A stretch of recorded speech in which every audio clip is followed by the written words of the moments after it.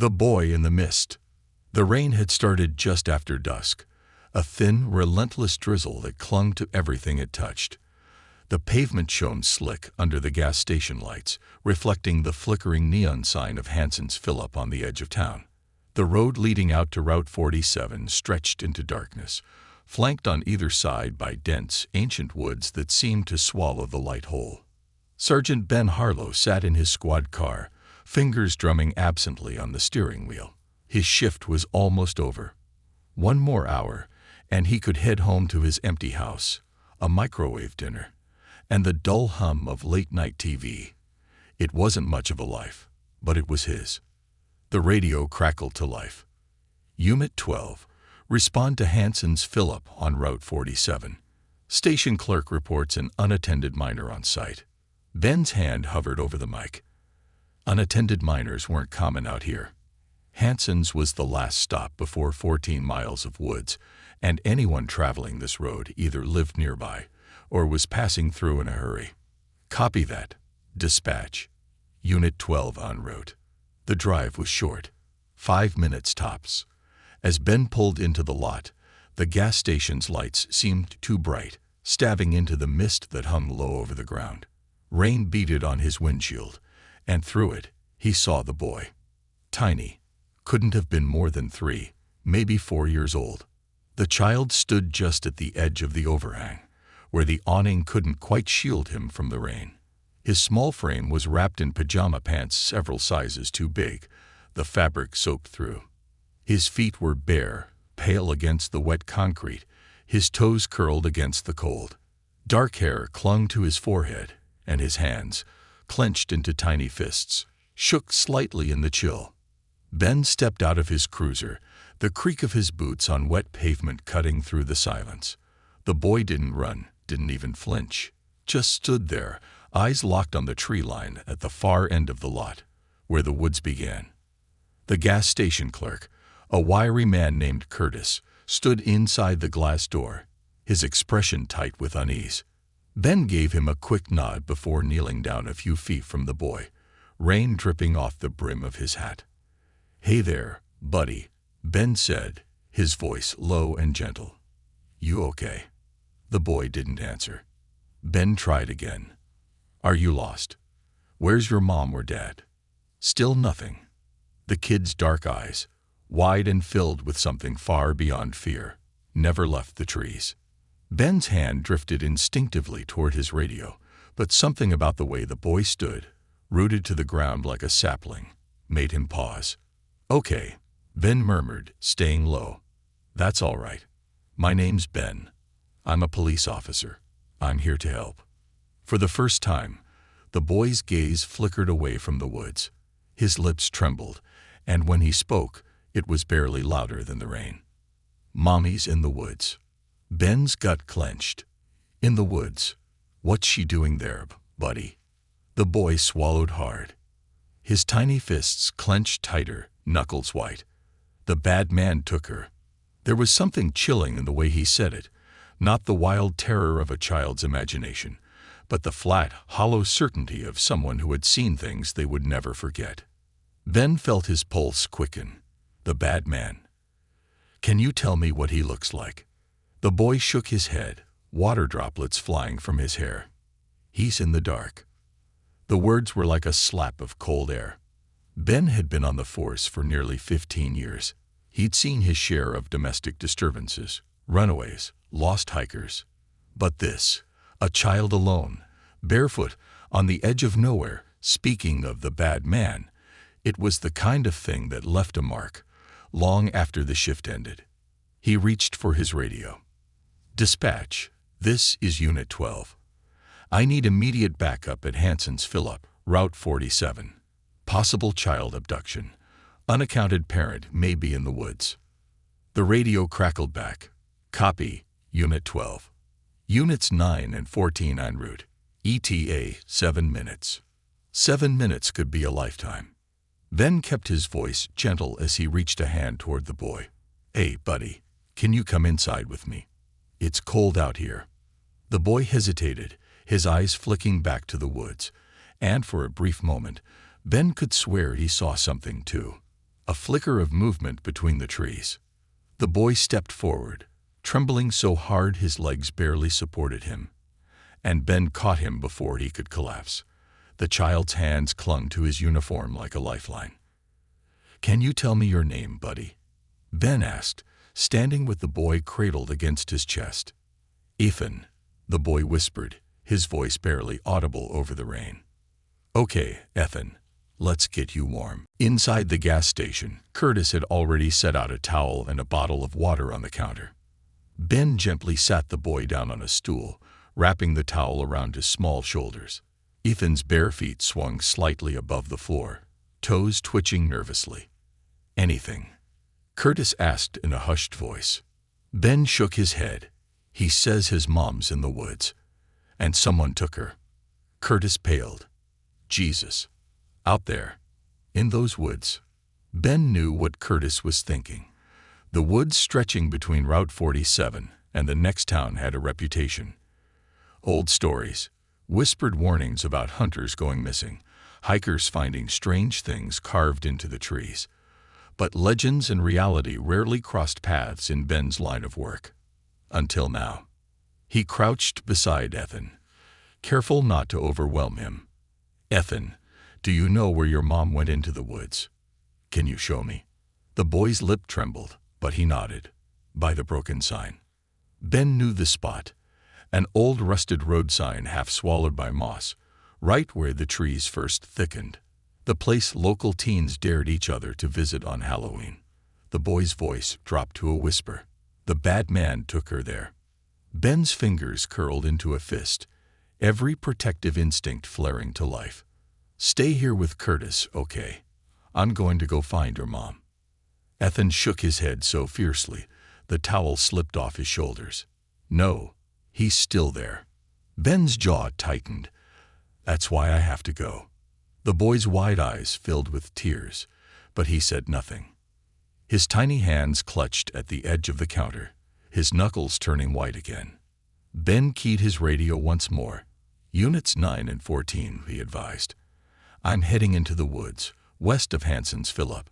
Child reports last known location near the rusted sign. Suspect potentially armed." "Copy that. Unit 12, dispatch answered. Stay safe." Ben turned back to Curtis. "Don't let anyone take him." Curtis nodded, his expression grim. "You be careful out there, Harlow." Ben stepped back into the rain, the cold biting through his uniform, and his gaze settled on the wall of trees beyond the gas station lights. The woods seemed darker than they should be. The first step felt like crossing a threshold, from safety into something ancient and waiting. Behind him, Ethan whispered, "He knows you're coming." And with those chilling words hanging in the mist, Ben disappeared into the trees, into the hollow dark. Ben Harlow had spent his whole life near these woods, but walking into them that night felt like stepping into an unfamiliar world, one where the trees stood closer, the shadows pressed tighter, and the air itself seemed to thrum with a presence just out of sight. The boy's whispered warning echoed in his ears. "He knows you're coming." The rain had softened to a fine mist, but it clung to everything.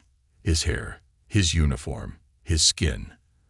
The narrow beam of his flashlight cut across the wet forest floor, illuminating the slick leaves and twisted roots beneath his boots. Every step was a negotiation, careful not to slip or make too much noise. This was no ordinary search. There was something wrong out here. He could feel it. Ben had called for backup, but he knew the other units wouldn't arrive for several minutes. Out here, minutes could stretch into a lifetime. His radio crackled quietly at his side, but there was no new transmission, just the empty hum of open channels. With his left hand on the flashlight and his right resting near his holstered gun, Ben followed the narrow deer trail that led toward the rusted sign the boy had mentioned. His breath formed soft clouds in the cold air, and the mist muted all but the closest sounds, his own footsteps, the rustling of leaves, the distant drip of water falling from branch to branch. Then came the first sign, a shoe. It was small, a child's sneaker, half sunk into the mud beside the trail. Bright pink, once, now stained brown with dirt and rain. The laces were untied, one trailing like a severed thread. Ben knelt, his fingers tracing the scuffed surface, and he felt his chest tighten. He'd seen too many scenes like this, where something so innocent as a child's shoe became a marker for violence, fear, and everything that came after. He keyed his radio. "Dispatch, this is Unit 12. I found an article of clothing, child's shoe, near the east side of the forest, just past the access trail by Hanson's fill-up. Continuing deeper." "Copy that. Unit 12, dispatch responded. Backup is 5 minutes out." Ben scanned the area, his light revealing wet leaves and empty air, but nothing else. He left the shoe where it was, evidence, and pressed on, following the faint indentations of small footprints. They were uneven, like someone had been running and stumbling, the weight shifting erratically. As he moved deeper into the woods, something else began to gnaw at him, a silence too perfect. The forest wasn't just quiet. It was devoid of sound. No crickets, no night birds, no distant calls of owls or the rustle of small animals in the underbrush. It was as though the whole forest was holding its breath. Ben stopped, his flashlight cutting across a section of trees where the branches hung low and heavy. Something was there. He could see the shimmer of fabric, wet and pale against the bark. It was a woman's jacket, caught on a low branch, torn at the sleeve. A streak of mud, and something darker marked the fabric, and Ben's gut twisted at the sight. He moved forward, heart pounding, and his voice was low but firm. "Police, if anyone can hear me, call out." The only response was the distant drip of water. Then, from deeper in the woods, a faint sound, a humming, almost too soft to hear. It was high and uneven, like someone trying to comfort themselves. A child's song. Ben pushed forward, faster now, his boots sinking into the soft ground, his flashlight bobbing wildly ahead of him. The humming stopped. The path opened into a small clearing, a natural hollow surrounded by trees that bent inward as though leaning over the space. The mist was thicker here, curling low to the ground, obscuring the forest floor. In the center of the clearing, a woman knelt, her back to Ben, her hands bound behind her with rough rope, her hair plastered to her skin. Ben's breath caught in his throat. "Ma'am, I'm with the police." She turned, and Ben froze. Her eyes were wide, terrified, her mouth covered with duct tape. Bruises bloomed across her cheeks and forehead, and her shoulders trembled uncontrollably. But it wasn't her appearance that made Ben's blood run cold. It was the way she shook her head frantically, her muffled cries desperate and wild, her eyes darting not at Ben, but at the trees behind him. Ben spun, reaching for his gun. But the world exploded into movement. A shadow lunged from the trees, tackling Ben with bone-jarring force. They hit the ground hard, and Ben's flashlight flew from his grip, spinning wildly until its beam pointed skyward, illuminating the swirling mist and the figure above him. The man was thin but strong, his face obscured by a ski mask smeared with mud. His hands were cold, unnaturally cold, even through Ben's uniform, and he smelled like earth and rot, like something that had been underground too long. Ben's gun was pinned between them, useless, and the attacker's hands found his throat.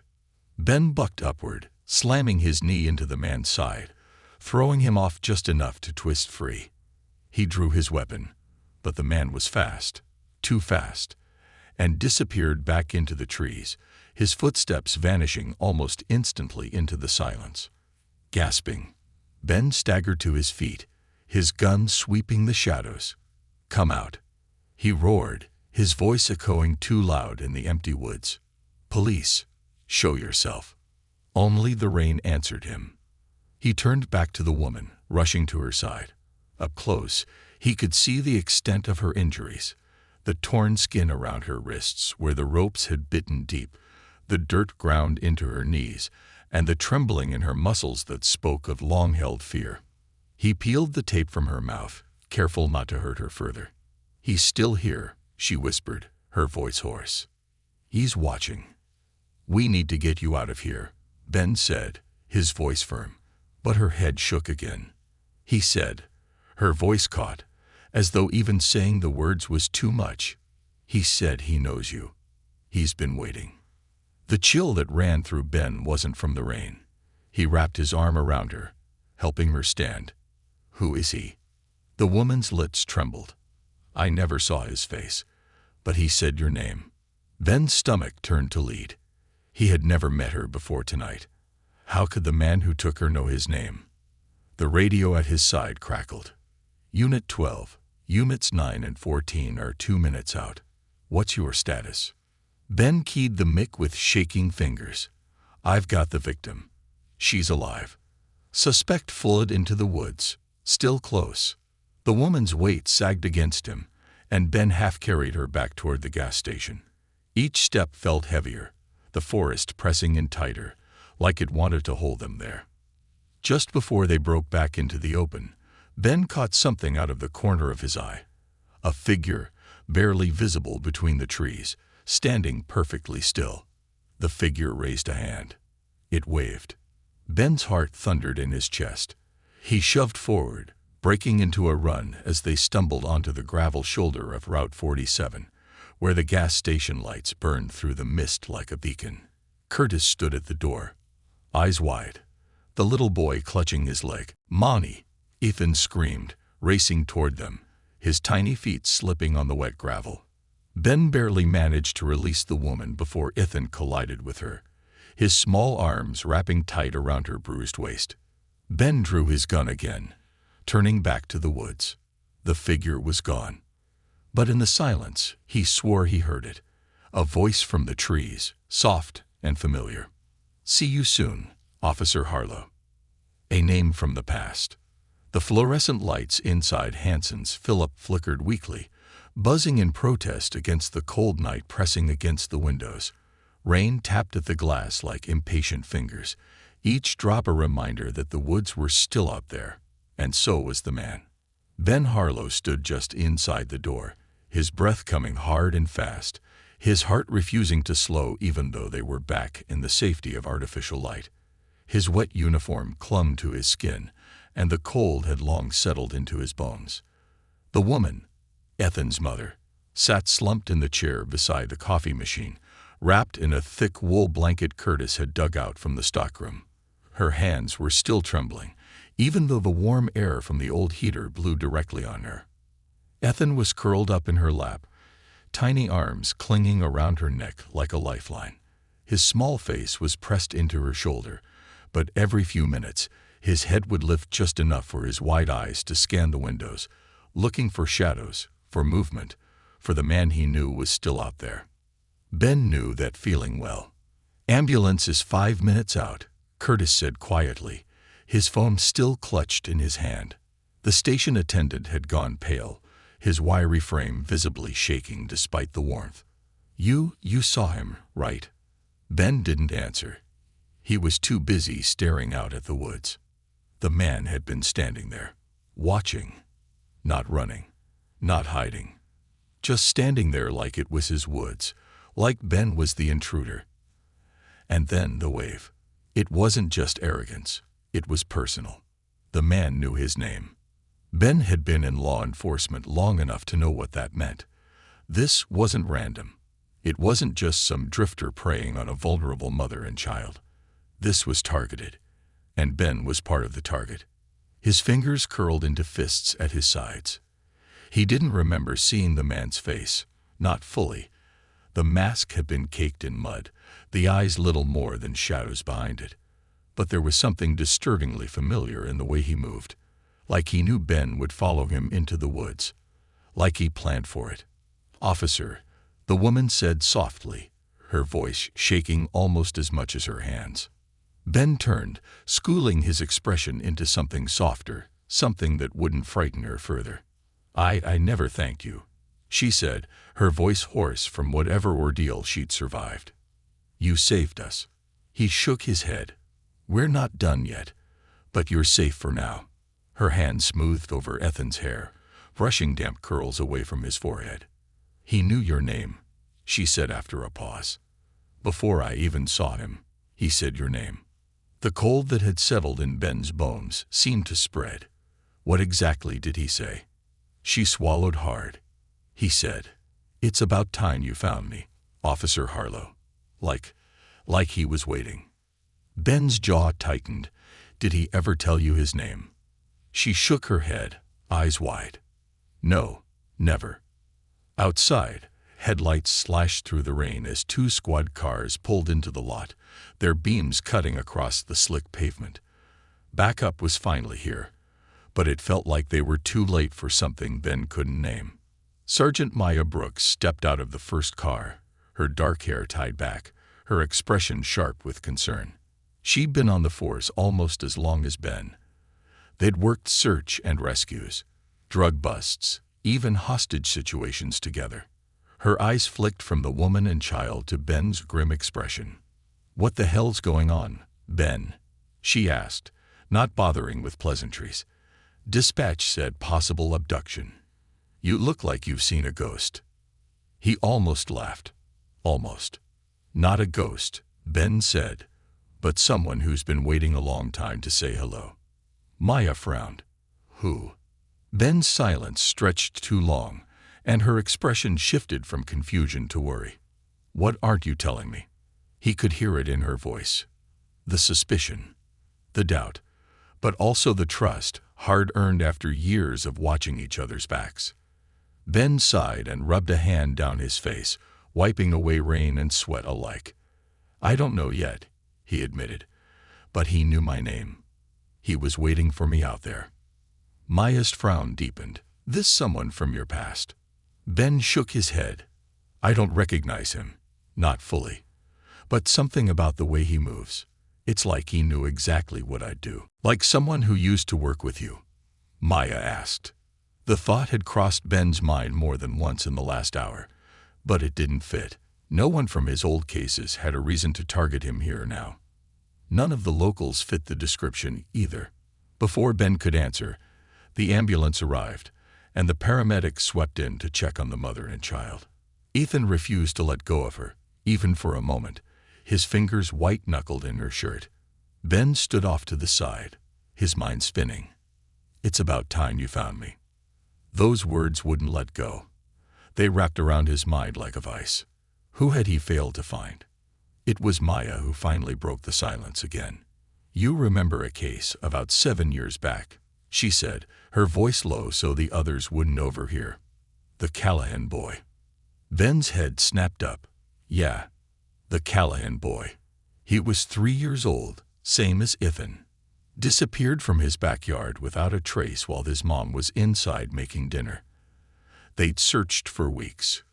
Tracking dogs, helicopters, volunteers, and found nothing but a stuffed rabbit floating in the creek 2 miles away.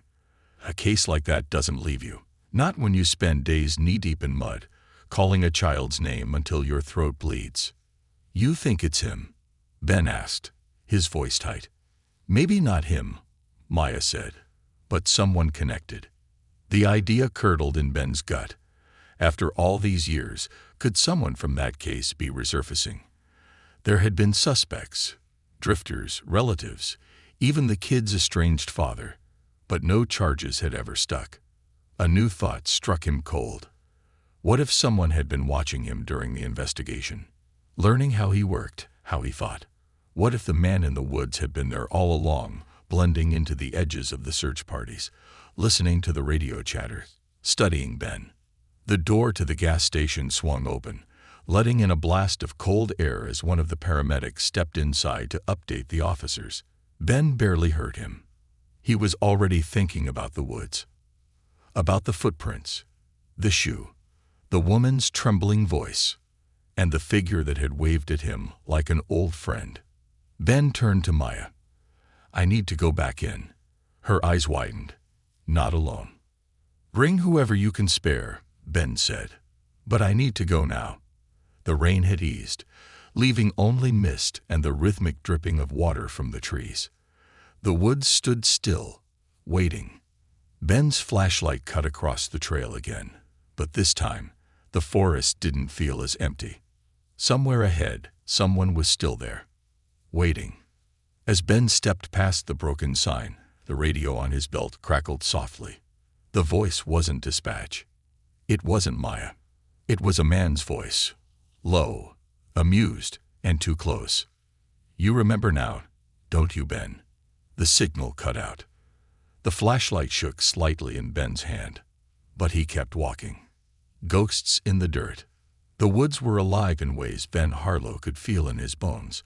Not with sound, not with the rustling of animals or the distant cry of an owl, but with memory. These trees, these paths, had roots in his past, even if they were just now pushing themselves into the light.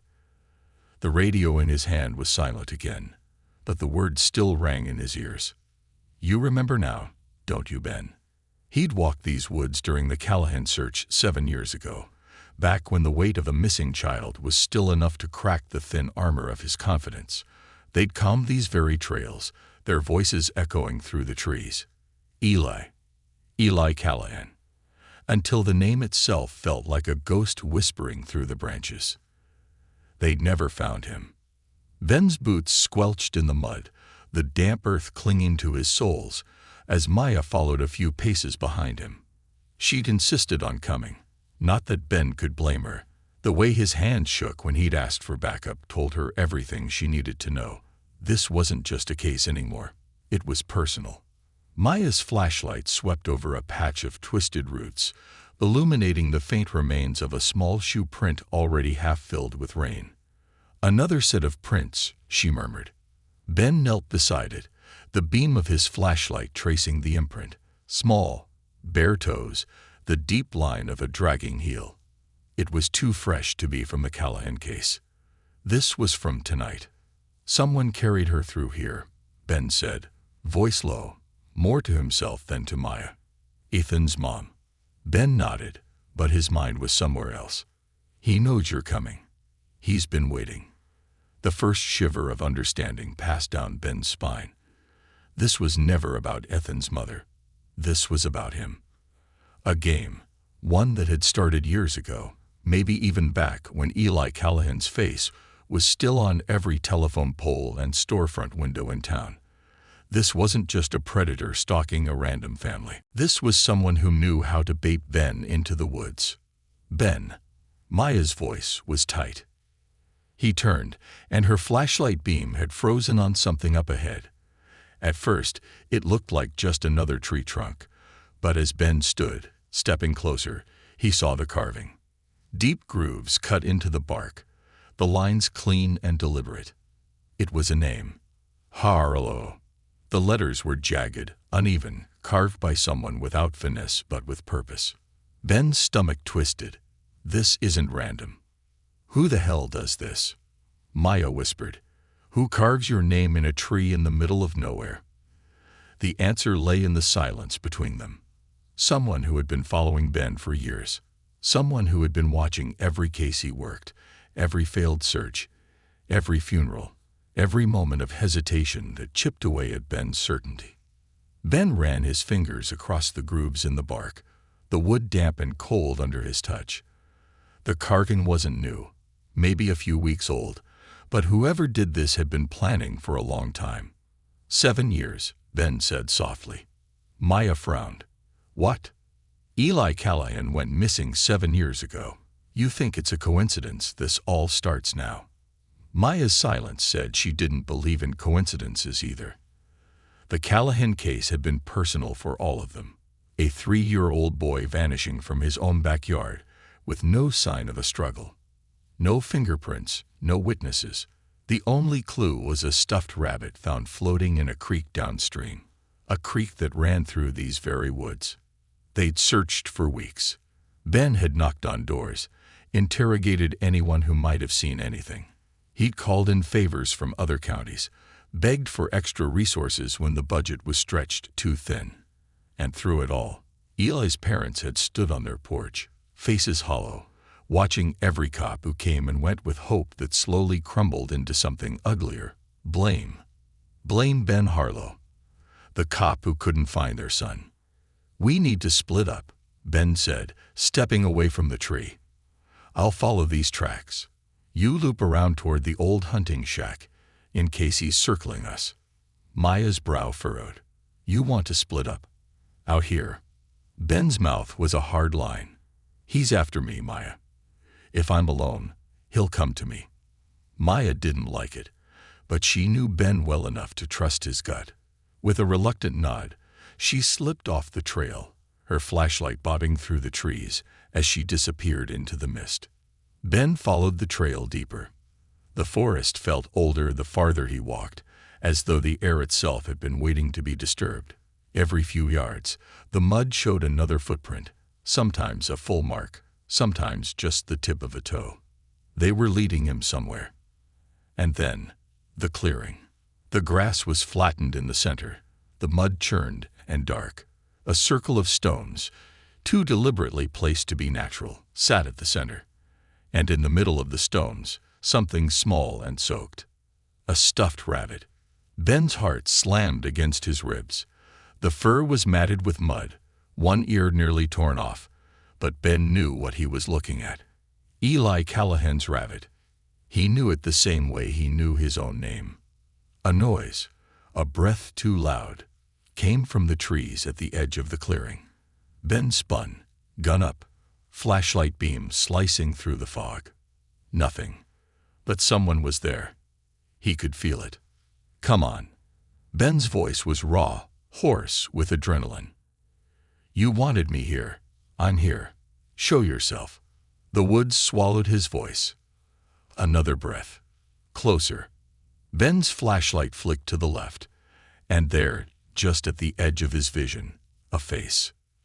The mask was gone. The man stood partially obscured by the trees, his face pale against the darkness, his hair matted from rain and dirt. There was nothing monstrous about him, just a thin man, late 30s, his eyes sunken but alive with something like glee. "Ben," the man said, his voice soft. "It's been too long." Ben's finger hovered on the trigger. "Who the hell are you?" The man tilted his head, a predator savoring the moment before the kill. "I'm the man you were supposed to find."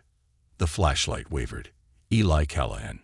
A smile, slow and terrible, split the man's face.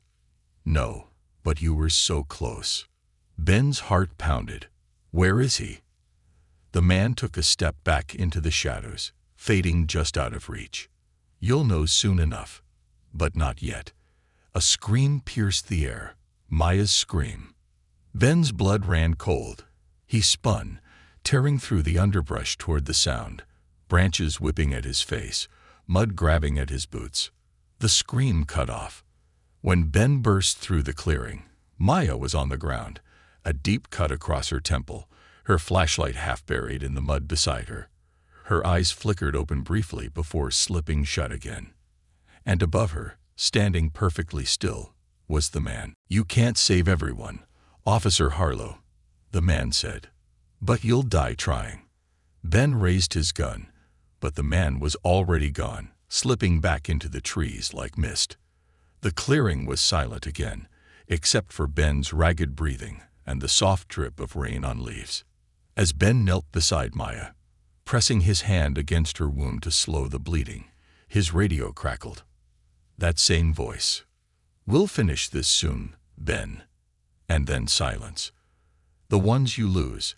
The rain had eased into a thin mist, curling low along the forest floor like breath rising from the earth itself. Every sound, the whisper of dripping leaves, the creak of wet bark, felt amplified in the unnatural silence that followed Maya's scream. Ben's fingers trembled slightly as they pressed against the gash on Maya's temple, the sticky warmth of her blood slicking his palm. Her eyelids fluttered weakly. "Ben." Her voice was paper-thin, frayed at the edges. "Don't move," Ben said, his own voice tight. "I've got you." But even as he said it, his eyes darted toward the tree line. The man was gone, but his presence was still here, woven into the air, the dirt, the very bones of the forest. This wasn't just a hunt. It was a performance, and Ben had been cast in the lead role long before tonight. The radio at his side crackled softly, not with a call from dispatch, but with static, low and uneven, like breath against the receiver. "You shouldn't have come back," the voice said, just a whisper, almost tender. "But you always had to be the hero, didn't you?" Ben's jaw clenched, his grip tightening on his gun. He wanted to scream back into the radio, to demand answers, but his training held him still. Losing control wouldn't save Maya. It wouldn't save Ethan's mom. It wouldn't solve the riddle this man had laid at his feet.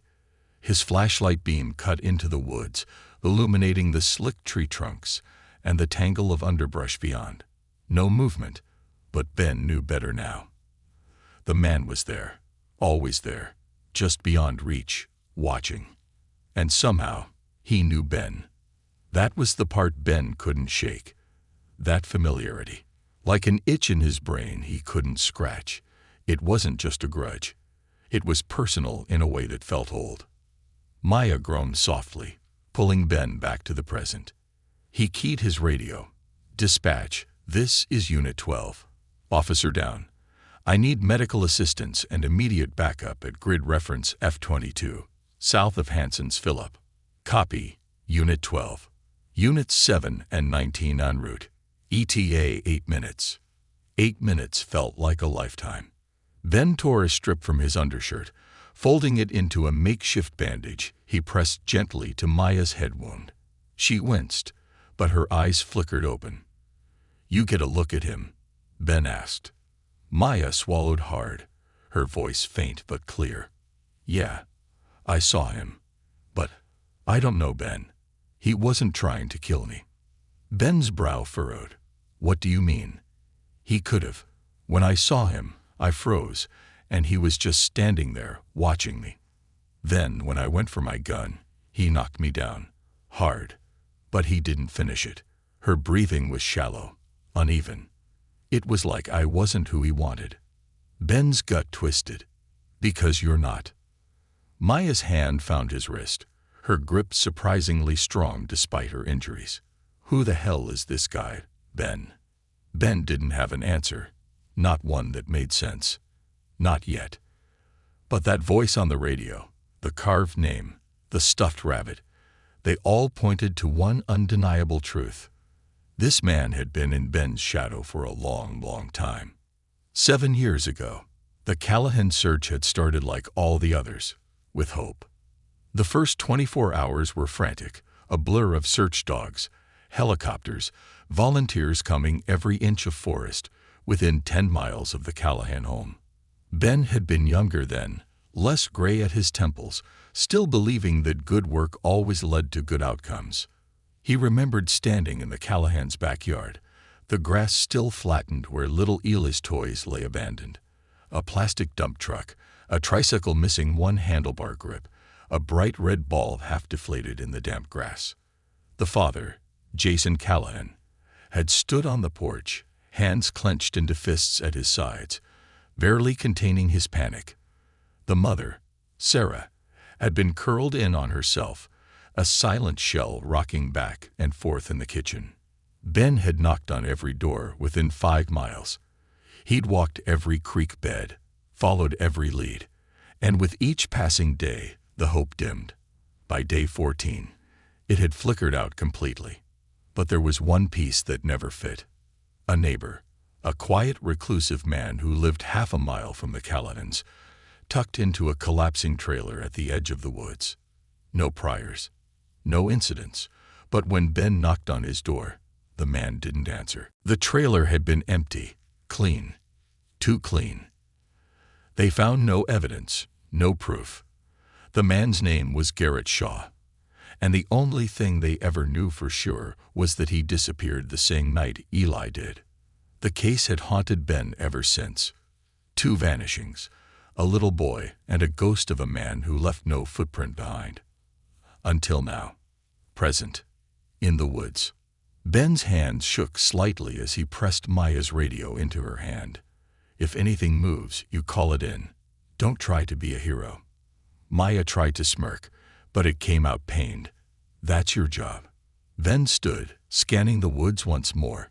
His flashlight caught the carved name again, heartbreak, and just beyond it, something new. Another carving. This one read, I was he you were first. Ben's breath caught. The words weren't random. They felt like a claim, a challenge. Garrett Shaw had been here long before Ben ever walked these woods, before the Callahan search, before Ben had ever knocked on his door. A noise, a low, rattling breath, came from just beyond the clearing. Ben raised his gun, stepping forward slowly. Garrett, he called, his voice steady. You don't have to keep running. The silence that followed was so deep it felt like the earth itself was holding its breath. Then, laughter. Soft, ragged, bitter laughter. You still don't get it, the voice said, weaving through the trees like smoke. I was never running. The figure emerged. Garrett Shaw, thinner now, his face a canvas of weathered skin and sunken eyes. His clothes were soaked through, hanging loose from his gaunt frame. Mud streaked his face like war paint. You came to my door once, Garrett said, voice low. Asked me questions. I answered all of them. Told you I didn't see anything. Remember? Ben's grip tightened on his gun. You disappeared. I watched. Garrett's smile was something broken and sharp. I watched you search, watched you fail. You were so close, Ben. So damn close. Where's Eli?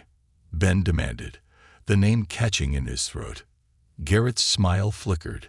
Something softer, something almost sad. Gone, he said simply, long before you even started looking. Ben's heart pounded. You took him. I didn't take him, Garrett said, voice rising. I saved him. Ben's mind spun. Saved him from what? From you, Garrett whispered. From people like you, who show up too late, with too little, and tell themselves it's enough. Ben's stomach turned. Where is he?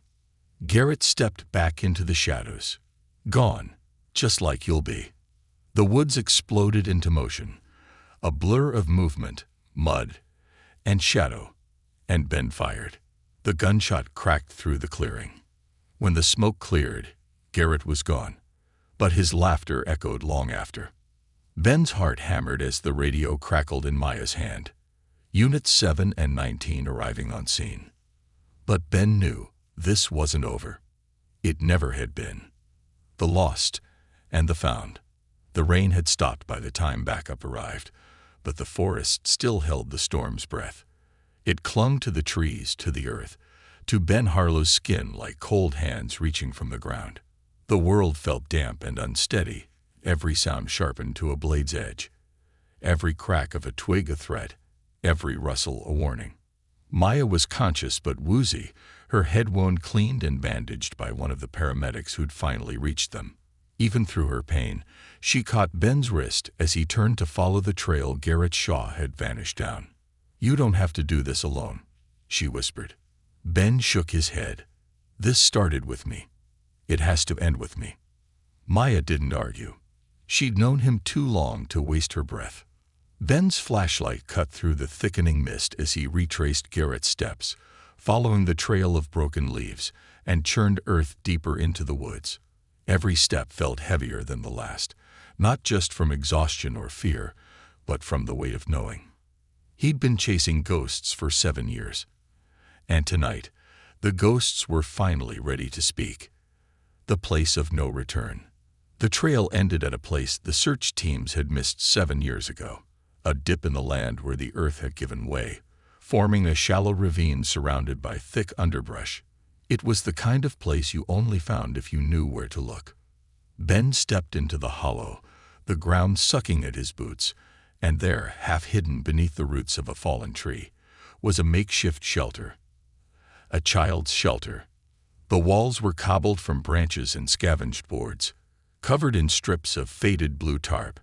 The opening was barely big enough for a child to crawl through, and inside, Ben's flashlight revealed a nest of blankets, worn and matted with dirt, as though they'd been slept in for months. Beside the blankets lay something small and white. A stuffed rabbit, identical to the one found floating in the creek 7 years ago. Ben's throat tightened. His flashlight caught movement, a thin scrap of paper tucked beneath a rock. He knelt, fingers trembling, and pulled it free. The paper was faded, water-stained, but the words were clear. A child's handwriting. "I don't want to be here anymore. Please find me." The date was smudged, but the year was clear. 7 years ago. A noise behind him made Ben whirl, his gun snapping up. But Garrett Shaw stood just beyond the light's reach, arms hanging loosely at his sides, head tilted like a curious predator. "You found it," Garrett said softly. "The place where he waited." Ben's voice was a growl. "Where is Ela?" Garrett stepped closer, the light catching the deep lines carved into his face. Lines of grief and fury, and something deeper, something that had hollowed him out long before tonight. "He's gone," Garrett said. "He's been gone since the night you stopped looking." Ben's grip on his gun tightened. "What does that mean?" Garrett's smile was slow and terrible. "You were so close. The night you came to my door, you were steps away. If you just looked a little longer, if you just knocked one more time." Ben's mind reeled, memories crashing over him like waves. He remembered that night. The trailer dark, Garrett gone, the woods quiet. They'd moved on, searching other properties, other leads. No one had suspected the quiet man who'd lived alone, kept to himself, left no trail. No one but Ben. "What did you do to him?" Ben demanded, his voice breaking on the edges of the words. Garrett shook his head, slow and mournful. "I didn't take him, Ben. I found him. After someone else left him out here to die." Ben's breath caught. "Who?" Garrett's eyes glittered. "Jason Callahan." The name hit like a hammer to the chest. Ben staggered back, his mind rebelling against it. Jason Callahan, Ela's father. The grieving man who had stood on his porch, hands clenched at his sides, eyes red from weeping. The man who had begged the police to do more, to find his son, who had screamed at Ben when they finally called off the search. "You're lying," Ben whispered. Garrett took another step forward. "I saw him, Ben. The night Eli disappeared. I saw Jason carrying him through these woods, half conscious, wrapped in a blanket. I followed them, but by the time I caught up, Jason was gone. And Eli was lying right here, alone in the dirt, barely breathing." Ben's head spun. "Why didn't you call for help?" Garrett's smile twisted into something darker. "Because I knew no one would believe me. I'm the loner, the weirdo in the trailer. If I brought him back, they'd blame me. They'd think I took him." "So you hid him," Ben said, realization crashing down on him. "I tried to save him," Garrett said fiercely. "I gave him food, water. I built this place for him. But he was too scared, too hurt. He wouldn't eat, wouldn't talk, just lay there whispering for his mom. And then, he just stopped." Ben's stomach turned. Stopped. Garrett's voice broke. Stopped breathing. The silence that followed was deafening. Garrett swallowed hard. "I buried him, Ben. Right here in these woods. Because you wouldn't have believed me. None of you would." Ben felt like the earth had fallen out from under him. All these years, all the sleepless nights haunted by the Callahan case, and the truth had been buried in the dirt just miles from his own front door. "You should have told someone," Ben said, though the words felt hollow even as he spoke them. Garrett's eyes gleamed with fury. "I watched you, Ben. I watched you file your reports, shake Jason's hand, tell him you were doing everything you could, while you let a killer walk free." "No," Ben whispered. "Jason was devastated. Jason was guilty." Garrett spat. "But you couldn't see it. You were so desperate to close the case. You never questioned the grieving father, and because of you, Jason got away." Ben's hands trembled on his gun. "Where's Jason now?" Garrett's smile turned cold. "Dead. Killed himself 3 years ago." Guess the guilt finally caught up. The weight of it all settled on Ben's chest, a crushing, unbearable truth. "So why all this?" Ben asked, his voice ragged. "Why the games, the carvings, the threats?" Garrett's smile faltered. "Because you should have seen it. You were the hero, Ben, the good cop, but you failed him." The woods felt smaller, darker, pressing in around them. Ben's flashlight flickered. "You didn't have to do this," Ben said softly. "You didn't have to become part of it." Garrett stepped back into the shadows. "I didn't become part of it, Ben. I've always been part of it." And then he was gone. Ben's voice cracked as he shouted into the trees. "Garrett." Nothing answered. The wind rustled the branches, the mist curling through the trees, and somewhere deep beneath the earth, the bones of a lost boy lay still. The morning after, Ben stood at the edge of the woods, sunlight cutting through the mist, police tape crisscrossing the ground where the shelter had stood. Forensic teams moved quietly, carefully, their boots leaving orderly tracks in the mud. Maya stood beside him, her head bandaged, her expression weary. "They found the grave," she said quietly. "They're confirming the remains." Ben nodded, but it didn't feel like victory. It felt like loss, all over again. "He's still out there," Maya said. "I know," Ben replied. The woods would always hold their ghosts, but now Ben knew their names. And as he turned back toward the road, where Ethan and his mother stood safe in the morning light, Ben made himself a promise. He would never stop looking, not until every ghost found rest.